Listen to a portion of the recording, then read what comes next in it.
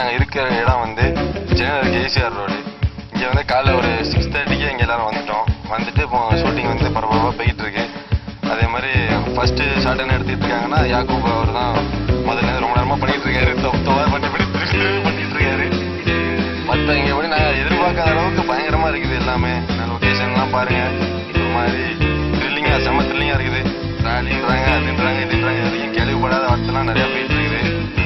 எப்படி பண்ண போறேன்னு தெரியல, ஒரு பதட்டமா இருக்குது. ஆனா அது முடிச்சதுக்கு அப்புறம் என்னோட எக்ஸ்பீரியன்ஸ்